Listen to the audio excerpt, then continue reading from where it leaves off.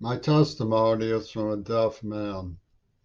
The basic direction of what I have to say is to repudiate the claim that America is a nation of laws and fair play, that we have legal recourse. It's all a lie. There's no truth to any of it. You know, the Black Power movement is just a game of who dumps on someone new. You know, it's a shame that such laws get played over and over again by the authorities with no one challenging them. And the more you disagree with them, the less your voice is heard because the more you disagree with them, the more true your words are. You know, the legal system is just an inside, just people with money bags passing around money bags to other people with money bags and occasionally declaring a lottery winner. Doesn't have anything to do, it's a spiteful idea. Has nothing to do with legal justice. It's an pardonable racket of some sort. Um, if I was to be compensated for the horrible injuries that have been inflicted on me, the National Endowment for the Arts would go through the National Organization of Women to Clinton and Trump and say, we demand that you hire somebody to stick him up at gunpoint. And they would say, oh, it's no problem. You know, just go see Hakeem Jeffries. He'll arrange it for you. And that's the truth of the situation. I mean, I'm sort of obligated to make a recording about it. So my name is Jimmy Curry. Um, I was covertly blamed by the CIA for the disappearance of John Lennon from the entertainment business, a story that I have unmasked for what it was and gotten burned terribly in retaliation by the women of his entourage. The women have behaved abominably towards me. It's really disgusting. It's really a disgusting story. It's not worth discussing. But one of the worst of them was Magna Wen, who worked with the Seattle Police Department in Carnegie Mellon. To give you an idea of some of the things that these Ripper Hatters did, besides the notorious Ripper murder of Shannon Harps. Oh, well, that's okay. And the shooting up of the Blue House. Oh, bygones are bygones. The murder of Cersei Kennedy. Oh, it was a decision. The decisions were made. Um, they locked me from the house, in a house from the inside, with an extremely brutal Hun who tore my head off as a child. And when I had alexithymic amnesia, I couldn't cognate what was happening. So I tried to make some drawings. You know how the girl in The Exorcist writes a message for help on her stomach.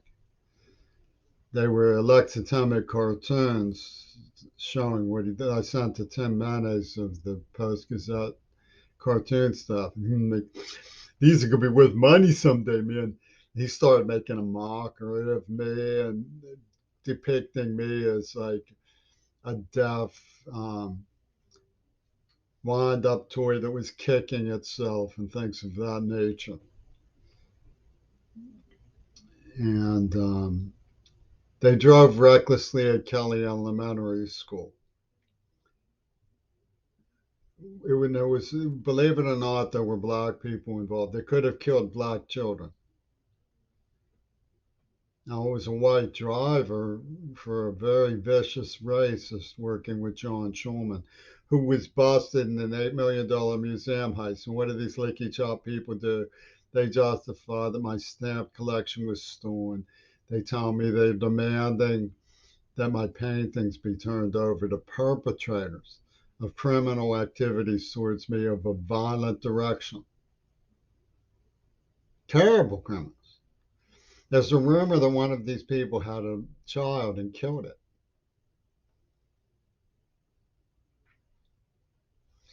And even if it's just a rumor, it comes from an evil minded city called Seattle who started that rumor. They were like, "How would he know? How would he know? He slept with the girl and then she went off with some guy," and he was the one who started the rumor. And he was like a mercenary in El Salvador. And the police were like, "Get out of here!" Start whistling Dixie at me. So police infanticide can't be ruled out in Seattle. In fact, if you're going to pin the tail on a donkey, I'd look at Bruce Harrell for um, police infanticide. Whatever else, they're poisoning me in the mouth hardly exonerated them. And what's that all about anyway? It seems that one of these jokers from Pittsburgh, from Duquesne, a smoogie, one of these types, achieved a higher brand of racial integration and in service to the Green Party. And the husband of a girl who came on to me very directionally to have sex with me before she married this dude, set about using professional slanders on me as a deaf person. They had me cooped up, wouldn't let me go to school for 12 years. Said I would never succeed in school. I ended up in honors. Got me chemically castrated and given Parkinson's as an experiment. UW dialectical. I mean, you can walk out into the UW administrative offices and say, "Did you really castrate Jimmy Curry and give him Parkinson's?" "Oh, sure we did. That was Ichiro Suzuki's sense of humor. He was a milk with toast. Don't you know what we do to milk with toast?" He was lucky he lucked out. And it's even in the language. Pittsburgh Mills, Millhunk.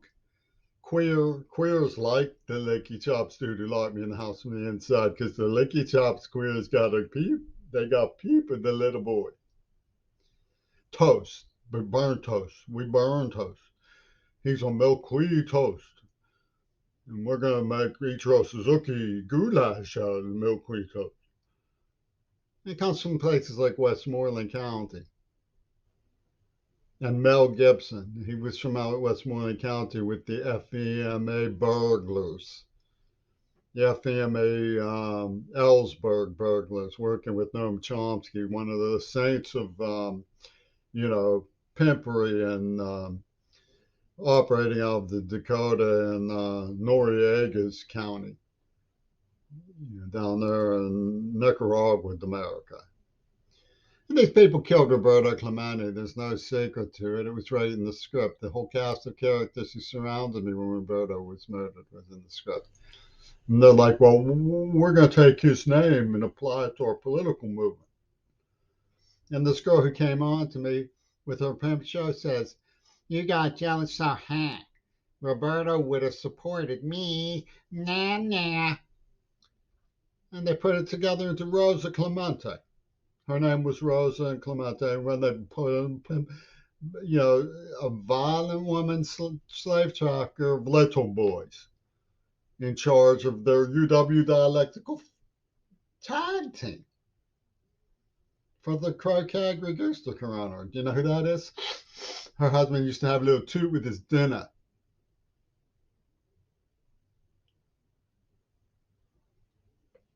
And they call themselves patriots, a bunch of fucking maniacs.